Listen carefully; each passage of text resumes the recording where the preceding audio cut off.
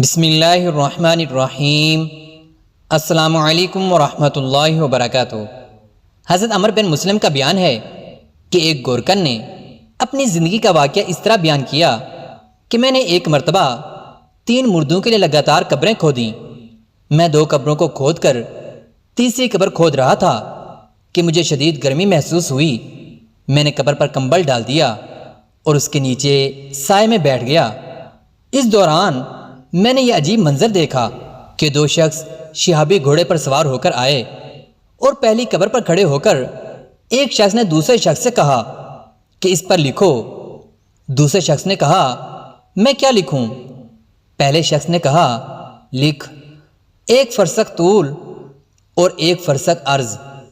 اس کے بعد یہ دونوں شخص دوسری قبر کے پاس آئے اور ایک شخص نے دوسرے سے کہا لکھو۔ اس نے جواباً کہا میں کیا لکھوں؟ چنانچہ پہلے شخص نے کہا کہ لکھ تا حد نگاہ۔ پھر دونوں تیسری قبر کے پاس آئے اور میں اس کے اندر سائے میں تھا۔ ایک نے دوسرے سے کہا لکھ۔ دوسرے نے کہا میں کیا لکھوں؟ اس پر پہلے شخص نے کہا لکھ شہادت کی انگلی اور انگوٹھے کے درمیان کا فاصلہ۔ اس منظر کو دیکھنے کے بعد میں بیٹھ کر تینوں جنازوں کا شدت سے انتظار کر رہا تھا۔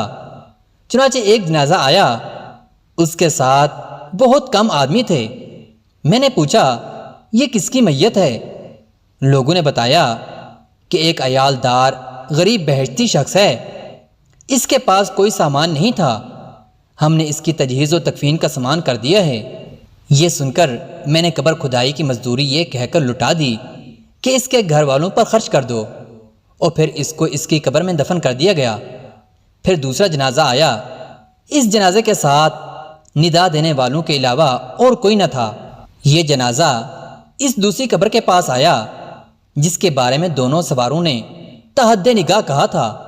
میں نے پوچھا یہ کس کا جنازہ ہے؟ لوگوں نے بتایا یہ ایک مسافر غریب الوطن ہے، نہایت بے کسی میں ایک گھوڑے پر مرا ہوا تھا۔ چنانچہ میں نے اس کی قبر پر کوئی مزدوری نہ لی اور پھر وہ دفن کر دیا گیا۔ پھر تیسرے جنازے کے لیے عشاء تک انتظار کیا۔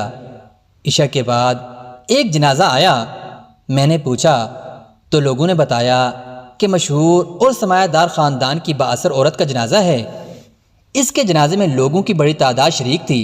عورت اس تیسری قبر میں دفن کر دی گئی جس کے بارے میں دونوں سواروں نے کہا تھا کہ 2 انگلیوں کے درمیان اس قبر کی وسعت ہے۔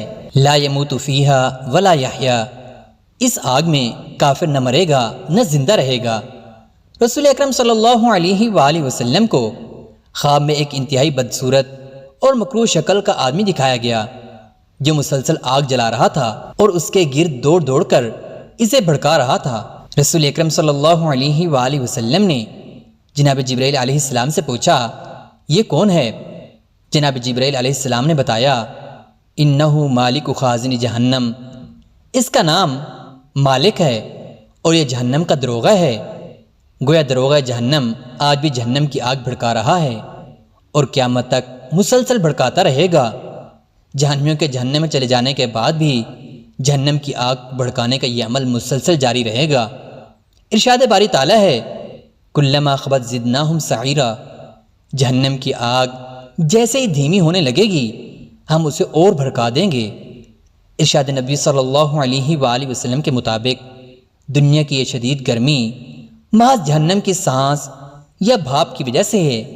جو انسان جہنم کی بھاپ برداشت نہیں کر سکتا وہ جہنم کی آگ کیسے برداشت کرے گا؟ جہنم کی اسی آگ کو دیکھ کر قیامت کے روز تمام انبیاء کرام علیہم السلام اس قدر خوفزدہ ہوں گے کہ ربی سلم، اے میرے رب مجھے بچا لے، اے میرے رب مجھے بچا لے کہہ کر اللہ تعالیٰ سے اپنی جان کی امان طلب کریں گے۔ ام المومنین حضرت امی عائشہ صدیقہ رضی اللہ تعالیٰ عنہ اسی آگ کو یاد کر کے دنیا میں روتی رہیں۔ عشرہ مبشرہ میں سے ایک یعنی حضرت عمر رضی اللہ تعالیٰ عنہ قرآن مجید کی تلاوت کے دوران آگ کے عذاب کی آیت پر پہنچے تو بے ہوش ہو گئے۔ حضرت معاذ بن جبل رضی اللہ تعالیٰ عنہ، حضرت عبداللہ بن رواحہ رضی اللہ تعالیٰ عنہ اور حضرت عبادہ بن صامت رضی اللہ تعالیٰ عنہ جیسے جلیل القدر صحابہ کرام رضوان اللہ تعالیٰ علیہم اجمعین جہنم کی آگ کو یاد کر کے اس قدر روتے کہ ہچکی بن جاتی۔ حضرت عبداللہ بن مسعود رضی اللہ تعالیٰ عنہ کا لوہار کی دکان سے گزر ہوا، آگ سے دہکتی بھٹی دیکھی تو جہنم کی آگ یاد کر کے رونے لگے۔ حضرت عطا سلیمی رحمۃ اللہ علیہ کے ہمسائے نے روٹیاں لگانے کے لیے تنور جلایا۔ حضرت عطا رحمۃ اللہ علیہ نے دیکھا تو بے ہوش ہو گئے۔ حضرت سفیان ثوری رحمۃ اللہ علیہ کے سامنے جب بھی جہنم کا ذکر ہوتا تو انہیں خون کا پیشاب آنے لگتا۔ حضرت ربیع رحمۃ اللہ علیہ ساری رات بستر پر پہلو بدلتے رہتے۔ بیٹی نے پوچھا، ابا جان، ساری دنیا آرام سے سوتی ہے، آپ کیوں جاگتے رہتے ہیں؟ فرمانے لگے، بیٹا، جہنم کی آگ تیرے باپ کو سونے نہیں دیتی۔ سچ فرمایا اللہ پاک نے، ان عذاب ربک کان محذورا، بے شک تیرے رب کا عذاب ہے ہی ڈرانے والا۔ سید الانبیاء حضرت محمد صلی اللہ علیہ وآلہ وسلم اپنے حوض مبارک پر جنت میں داخل ہونے سے پہلے میدان محشر میں جلوہ فرما ہوں گے، جہاں اپنے دست مبارک سے اہل ایمان کی پیاس بجھائیں گے۔ کافر اور مشرک بھی اپنی پیاس بجھانے کے لیے حوض کی طرف آئیں گے، لیکن اللہ کے رسول صلی اللہ علیہ وآلہ وسلم انہیں دور ہٹا دیں گے۔ اہل بدعت بھی پانی پینے کے لیے حوض کی طرف آنے کی کوشش کریں گے، لیکن انہیں بھی دور کر دیا جائے گا۔ کافر، مشرک اور بدعتی لوگ حشر کا طویل عرصہ پیاس کی شدت میں ہی گزاریں گے اور پھر اسی حالت میں جہنم میں داخل کر دیے جائیں گے۔ جہنم میں جانے کے بعد جب یہ لوگ کھانا طلب کریں گے تو انہیں تھور کا درخت اور کانٹے دار گھاس دیا جائے گا۔ جہنمی بادلے ناخواستہ ایک ایک لقمہ کر کے حلق میں اتاریں گے، جس سے ان کی بھوک تو نہ مٹے گی، البتہ ان کے عذاب میں مزید اضافہ ہو جائے گا۔ یاد رہے، تھور کا درخت اور کانٹے دار گھاس جہنم میں ہی پیدا ہوں گے، جس کا مطلب یہ ہے کہ دونوں کھانے کم از کم اتنے گرم تو ضرور ہوں گے جتنے گرم جہنم کی آگ ہوگی۔ دوسرے الفاظ میں یہ کھانے آگ کے انگارے ہوں گے جنہیں جہنمی اپنی بھوک مٹانے کے لیے نکلیں گے۔ جہنم کا کھانا دراصل جہنم کے عذاب علیم ہی کی ایک بدترین شکل ہوگی۔